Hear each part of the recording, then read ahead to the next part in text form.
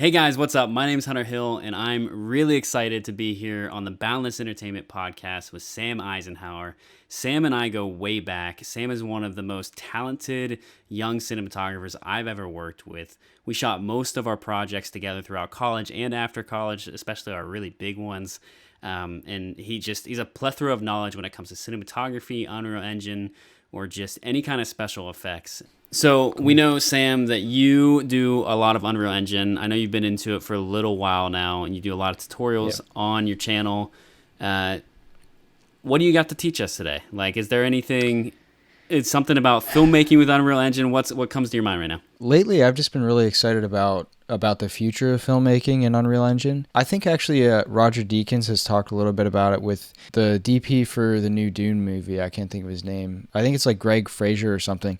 I really love his work. He did some stuff on The Mandalorian, and I believe he shot Star Wars Rogue One as well. He has a very distinct look to his films, and I've kind of been studying his work for a while. I think it's really good work.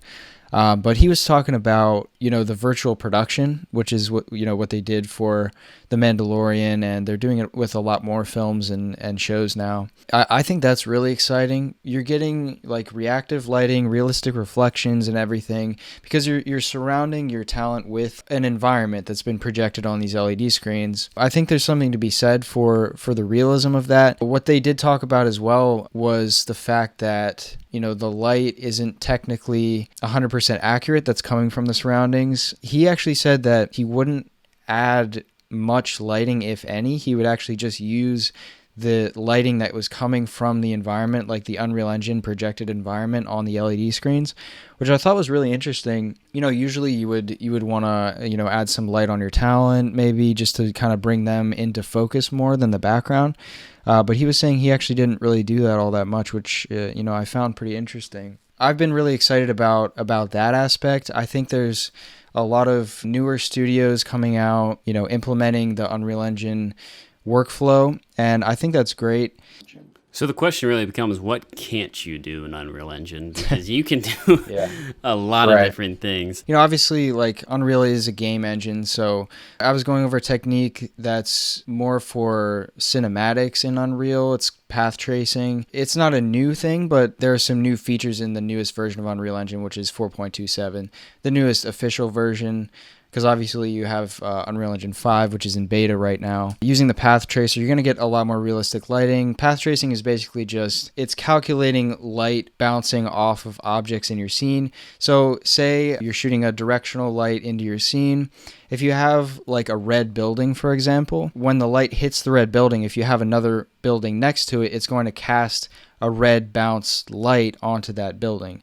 You can't really do that for video game rendering because it's a lot of calculation and stuff like that. But Unreal Engine 5 actually has a new system called Lumen where you can do that in game. So you're getting real-time rendering with that ray tracing type, path tracing, bounced light in your scene, and it's very realistic. It looks great. That's still in the experimental stage because it hasn't been released fully. Unreal Engine 5 hasn't been released fully, but that's going to be a crazy development in the virtual production world as well as obviously in the game world because you're getting so much more realistic lighting than you would be otherwise. But the other thing that I find exciting about Unreal Engine at the moment is if you're trying to get into visual effects and the 3D world, which is where visual effects is heading. It's really good for getting started and also just for post-production. And what I'm trying to do with the channel right now is to give filmmakers tools and a guide so that they can use Unreal Engine for free to get the effects that they want in their films. And, I'm showing you how to integrate it with After Effects and things like that. So that's my main focus because that's the journey that I'm on right now with my current film, Gemini.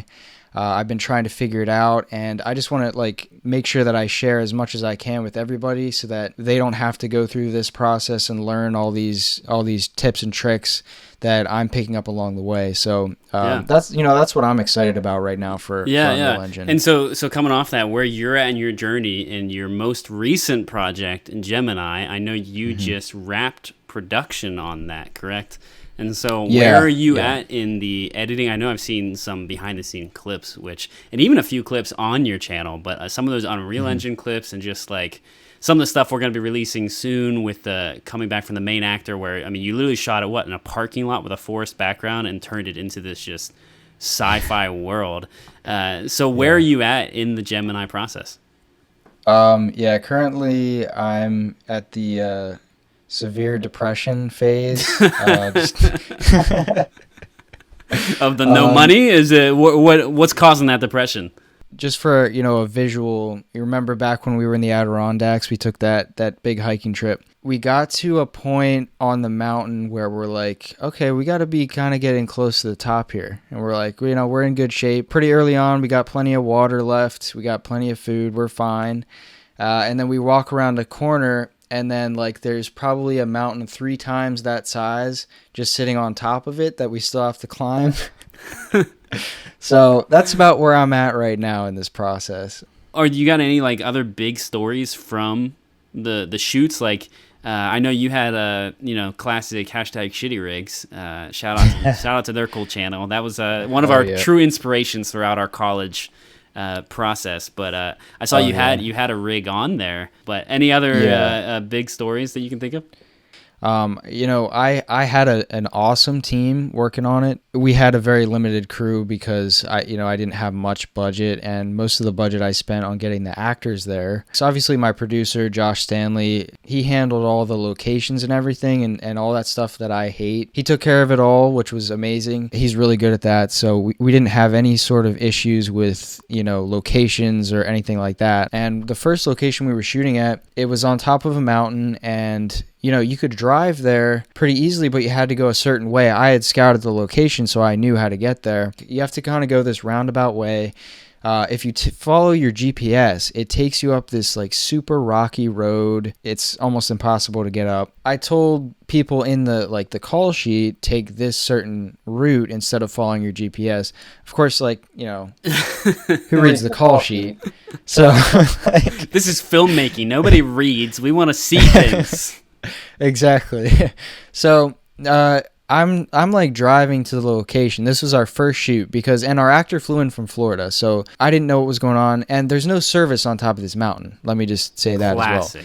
Classic. Of course, because things can't be easy. That would just be too smooth. So, I'm driving in my car, and I'm like, I wonder if anybody's actually going to show up to this shoot, because if they don't follow the directions that I put on the call sheet, then they're not going to have any clue how to get to this spot, and I don't even know if anybody's going to show up today.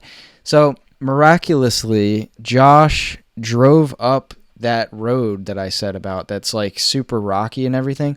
He ended up driving all the way up. It's like probably 3 miles of just straight up rocks. He drove over it in like his Honda CRV.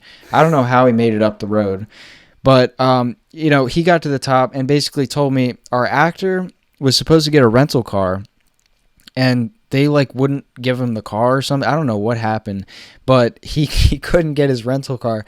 So this man Ubers all the way from Harrisburg, probably an hour and 15 minutes out to this place in the middle of nowhere. I don't know how much he paid for it. And so they dropped him at the bottom of this mountain.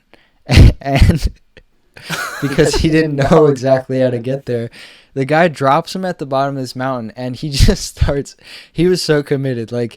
Honestly, I have to give him the biggest recommendation ever. What's his name? Christian DeJesus. He's from Florida. He's a great actor. I mean, he really killed the role. He was awesome. But it was just, he was so committed. He started hiking up this 3-mile hike up this mountain. Fortunately, Josh got down to him with his car and then drove up the mountain again. Hour and a half behind, but it's been great. His rental car didn't work out. He had to Uber over here, and then they had to go pick him up. It's whole issue. Man, so that's real commitment right there. So Christian, if you watch, Sam really appreciates you. Yes, I do. I cannot say enough how much I appreciate you. What's cool about this conversation is like this is one of the first major projects in years that you've done that I haven't in some way really been a part of. At most, I read the script. Yeah. It's cool because I get to experience these stories for the first time.